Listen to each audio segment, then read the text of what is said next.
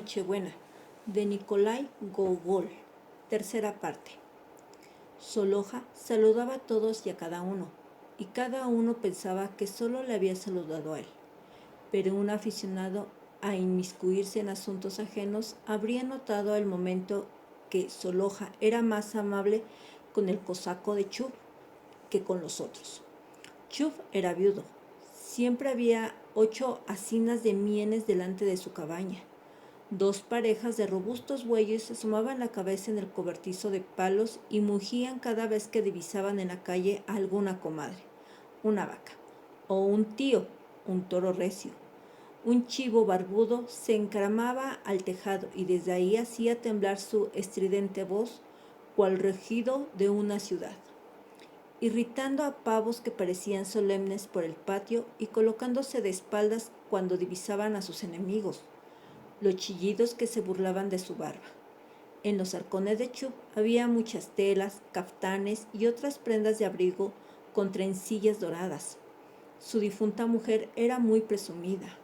En el huerto, aparte de amapolas, coles y girasoles, todos los años se sembraban 2 surcos de tabaco, y Soloja no pensaba que estuviera de más unir todo eso a su hacienda, calculando de antemano qué forma tomaría cuando pasaran a sus manos y duplicara su bienquerencia por el viejo Chup. Y para que su hijo, Bacula, no se acercara en modo alguno a la hija de él y no le diera tiempo de disponer de todo, porque entonces seguro que no dejaba que se entrometiera en nada. Ella recurrió al método habitual de todas las comadres cuarentonas, hacer que Chup discutiera con el herrero, cuando más mejor. Puede que estos ardides y sagacidades suyas tuviera la culpa de que las viejas hubieran empezado a murmurar aquí y allá, sobre todo cuando se bebían lo que sobraba de alguna reunioncilla alegre, que Soloja era una bruja, seguro, que el muchacho Quisicolupenco había visto que detrás tenía un rabo del tamaño de un huso como poco, que no hacía ni 2 jueves había cruzado el camino convertida en un gato negro, que una vez una cerda llegó corriendo a casa de la popesa. Empezó a cantar como un gallo. Se puso en la cabeza el gorro del compadre Kondrac y salió corriendo por donde había venido. Sucedió que una vez que las viejas estaban hablando de esto, llegó un tal Timish Kuropstoki, un pastor de vacas. A este no se le olvidó contar que, en verano, justo antes de San Pedro, cuando se tumbó a dormir en el establo, después de haberse colocado algo de paja debajo de la cabeza, vio con sus propios ojos cómo una bruja en la trenza deshecha y vestida únicamente con un blusón, empezaba a ordeñar las vacas, y que él no podía moverse ni un poco, pues estaba hechizado. Aunque hubo terminado de ordeñar, ella se le acercó y le untó los labios con algo tan repulsivo que después estuvo todo el día escupiendo. Pero todo esto es un poco dudoso, porque el único que puede ver una bruja es el delgado de Sorochinsky, así que todos los cosacos de renombre sacudían las manos cuando oían tales historias. Chismes de mujeres rabiosas, solía ser su respuesta. Una vez se hubo arrastrado fuera del horno y arreglado, Soloja, como buena ama, empezó a recoger y a colocar cada cosa en su sitio. Pero todos los sacos, Bacula los ha traído, pues que también se los lleve. Entre tanto, el diablo, cuando ya estaba entrando por la chimenea, se giró por pura casualidad y vio a Chup al lado de su compadre, ya lejos de la isba. Al instante se salió del horno, corrió a cruzarse en su camino y empezó a destrozar por todos lados los montones de nieve congelada. Se levantó una ventisca, el aire se volvió blanco. La nieve se agitaba delante y tras como una red y amenazaba con tapar los ojos, la boca y las orejas de los caminantes. Mientras, el diablo se marchó volando a la chimenea, con la firme seguridad de que Chup se daría la vuelta con el compadre, sorprendería al herrero y le daría tal somanta que éste se quedaría mucho tiempo sin fuerza para coger los pinceles y pintar caricaturas ofensivas. En efecto, apenas se levantó la ventisca y el viento empezó a pincharle con los ojos, Chup manifestó su arrepentimiento y, calándose más todavía el gorro con orejeras, obsequió con maldiciones al diablo, a su compadre y a sí mismo. Por cierto que este enfadado era fingido. Chuck estaba muy contento de que se hubiera levantado la ventisca. Hasta casa del salmista quedaban 8 veces la distancia recorrida. Los viajeros dieron la vuelta. El viento les soplaba en la nuca, pero entre la nieve barrida no se veía nada. «Espera, compadre, me parece que no vamos bien», dijo Chuck, apartándose un poco. «No veo ni una sola cabaña». «¡Ay, vaya ventisca!», giró. «Por ese lado, compadre, a ver si encuentra el camino, y yo mientras buscaré por aquí. Tiene que ser una fuerza impura la que nos lleva a andar bajo un viento así. Y no te olvides de gritar cuando encuentres el camino». «¿Anda qué? Vaya montón de nieve me ha metido Satán en los ojos». El camino, sin embargo, no se veía. El compadre, que se alejó por un lado, anduvo en sus largas botas adelante y atrás, y por fin fue a dar directamente con el figón. Este hallazgo le dio tal alegría que se olvidó de todo, y sacudiéndose de encima la niebla, entró en el zaguán, y no se preocupó en absoluto del compadre que se había quedado fuera. Mientras, a Chuck le pareció que había encontrado el camino. Se paró y se puso a gritar a voz en cuello, pero al ver que su compadre no aparecía, resolvió seguirlo solo. Tras andar un poco, vio su cabaña. Había montones de nieve cerca y en el tejado, batiendo las manos congeladas por el frío, se puso a llamar a la puerta y a dar voces imperiosas a su hija para que abriera. «¿Qué se te ha perdido aquí?», gritó Osco el herrero una vez fuera. Al reconocer la voz del herrero, Chuck retrocedió un poco. «Anda, este no es mi cabaña», se dijo. «El herrero no entraría en mi cabaña, aunque si la miras bien, tampoco es la del herrero. ¿De quién será?» «Ah, ya está, no lo había reconocido. Es el cojo Lechomco, el que hace poco tomó una esposa joven. Es el único que tiene una cabaña parecida a la mía. Ya me parecía a mí que había llegado a casa muy pronto, aunque Lechomco estaba ahora donde el salmista, eso sí lo sé. ¿Qué hace aquí el herrero? Mira tú por dónde, ha venido a ver a su joven esposa. Vaya, vaya, así que ahora entiendo todo. ¿Quién eres y por qué rondas por la puerta?», dijo el herrero todavía más hosco mientras se le acercaba. «No le voy a decir quién soy», pensó Chuck. «Igual va y me golpea, malnacido». Y cambió la voz, respondió. «Soy yo, buen hombre. He venido a pasar un buen rato cantando de poco bajo las ventanas». «Fuera de aquí tú y tus canciones», gritó Bacula enfadado. «¿Qué haces ahí parado? ¿No me has oído? Largo de aquí ahora mismo». En verdad, Chuck ya tenía esa sensata intención, pero resultaba ofensivo verse obligado a cumplir las órdenes del herrero. Fue como si un espíritu maligno le tirara del brazo y lo obligara a decir que algo en su contra. «Pero, ¿por qué das tantos gritos?», dijo con la misma voz. «Solo quiero cantar Koliatki, nada más».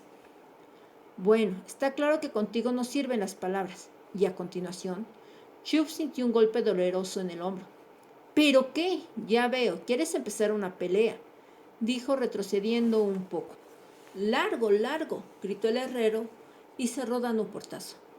«Vaya con el valiente», dijo Chuck cuando se hubo quedado solo en la calle. Sí, ven, acércate y verás quién soy. ¿Qué aire se da? ¿Te crees que no voy a llevarte al tribunal? Para nada, joven. Me voy directo a ver al comisario. Vas a saber quién soy y no voy a mirar si eres herrero o pintor. Aunque si voy a mirarte la espalda y los hombros, creo que tengo manchas moradas. Ha venido que golpear con fuerza, hijo del día. Pena que haga frío y no apetezca quitarse la pellizca. Pero espera, herrero del demonio. Así el diablo te tunde a ti y a tu fragua, yo apretaré yo las cuerdas. Ya, maldito gusano. Aunque como ahora no estás en casa, Soloja estará sola, claro. Y no está muy lejos de aquí. Podría acercarme. Con este tiempo nadie nos sorprenderá. Quizá incluso pueda... ¡Uy, qué daño me ha hecho ese maldito herrero! Y entonces Chuck, rascándose la espalda, echó a andar hacia el otro lado, la dulzura que lo esperaba ahora, en su encuentro con Soloja. Redujo un poco el dolor y lo volvió insensible al hielo que crujía en todas las calles, que no lo ahogaba ni el silbido de la ventisca. Por momentos, en su cara, cuya barba y bigotes le nevaba, había enjabonado de nieve con más destreza que cualquier barbero que agarra cual tirano a la nariz de su víctima. Parecía una expresión semidulce. Aún así, si la nieve no traza cruces delante de los ojos, Todavía durante un buen rato se podría haber visto a Chu parándose, rascándose la espalda, diciendo: «¿Qué daño me ha hecho ese maldito herrero?», y echar a andar de nuevo. En el rato en que el diestro Pisaverde, con rabo y barba de chivo, voló fuera de la chimenea y luego regresó a esta, la caserina, que llevaba cruzada en un costado y donde había escondido la luna robada, se enganchó en el horno de casualidad y a saber cómo se abrió. La luna aprovechó la ocasión, salió volando por la chimenea de la cabaña de Soloja y suavemente ascendió por el cielo. Todo se iluminó, era como si no hubiera ventisca. La nieve se encendió en el amplio campo plateado y todo se cubrió de estrellas cristalinas. La helada pareció suavizarse. Los muchachos y las mozas con sus sacos surgieron de tropel. Resonaron las canciones y cerca de las escasas cabañas no llegaba a apiñarse las cantarines. ¡Qué pródigo el brillo de luna! Es difícil de contar lo agradable que es andar arriba y abajo en un tropel de mozas que ríen y cantan, y en medio de muchachos dispuestos a toda clase de bromas y ocurrencias, esas que solo puede inspirar una noche de risas alegres. Bajo las gruesas amarras está bien. El frío hacía brillar con más fuerza las mejillas, y al mismísimo astuto los empujaba a hacerse travesuras. Unas muchachas con sacos irrumpieron a tropel en la cabaña de Chub. Rodearon a Oksana. Los gritos, las carcajadas y los cuentos aturdieron al herrero. Todos se apresuraban a por fin encontrar a la niña bonita algo nuevo. Vaciaban los sacos y hacían gala de panecillos, embuchados y pasta rellena, pues ya habían reunido bastante mientras cantaban. Oksana parecía estar realmente encantada y feliz. Hablaba ya con una, ya con otra, y no paraba de reír a carcajadas. El herrero contemplaba con cierto enojo y envidia esa alegría, y por una vez maldijo los Koliatki, aunque solían gustarle con locura. «Uy, Adorka», dijo la alegre niña bonita, dirigiéndose a una de las muchachas. «Si tienes botines nuevos, ¡ay, qué bonitos! Y con dorados, ¡qué bien te van! Adorka, que tienes un hombre que te compra todo esto, y yo no tengo quien me consiga unos botines tan lindos». «No te aflijas, mi encantadora Oksana», aprovechó el herrero. «Yo te conseguiré tales botines como pocas señoritas llevan». «Tú», dijo Oksana, lanzándole una mirada rápida y arrogante, «voy a ver dónde puedes conseguirme unos botines que solo yo pueda llevar. ¿Acaso me traería los mismos que lleva la zarina? ¡Anda, los que quiere!», gritó entre risas el grupo de muchachas. «Eso es», continuó orgullosa la niña bonita. «Soy todas testigos. Si el herrero Bacula me trae los mismos botines que lleva la zarina, tenéis mi palabra de que me casaré al instante con él». Las muchachas se llevaron de ahí a la caprichosa bonita. «Ríe», dijo el herrero saliendo tras ellas. «Si yo también me río de mí, no sé en qué estaba pensando, dónde tenía la cabeza, no me quiere. Bueno, allá ella, ni que solo existiera Oksana en este mundo. Gracias a Dios en la aldea hay muchas mozas bonitas aparte de ella, y además, Oksana nunca será una buena ama, solo es maestra de atavios. Se acabó, ya es la hora de dejar de hacer el tonto».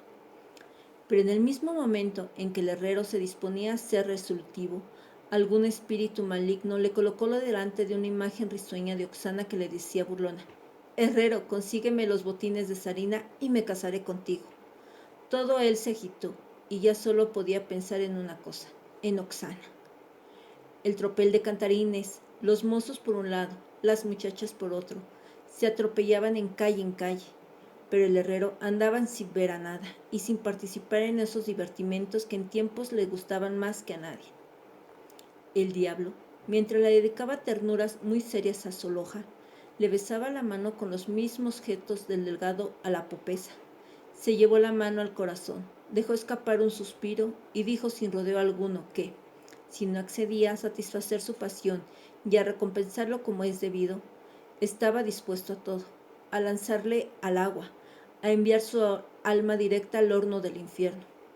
Soloja no era tan desalmada, y además, el diablo y ella hacían causa común, bien es sabido. Le gustaba bastante tener a la gente arrastrándose tras ella, y pocas veces estaba sin compañía. Esa tarde, sin embargo, pensaba que le iba a pasar sola, porque a todos los habitantes de renombre de la aldea los habían invitado a Cutia, en casa del salmista. Pero las cosas salieron de otra manera. El diablo no había hecho más que exponer sus pretensiones cuando de pronto se oyó la voz del robusto principal. Soloja corrió a abrir la puerta y el diestro diablo se metió en uno de los sacos que había en el suelo. El principal, una vez se hubo sacudido la nieve del gorro y de las orejas, y bebido una copita de vodka que le ofreció Soloja, le contó que no había ido a casa del salmista, porque se había levantado ventisca, y que al ver la luz en su cabaña, se acercó con la intención de pasar la velada con ella. No había terminado de hablar el principal cuando llamaron a la puerta, y sintió la voz del salmista.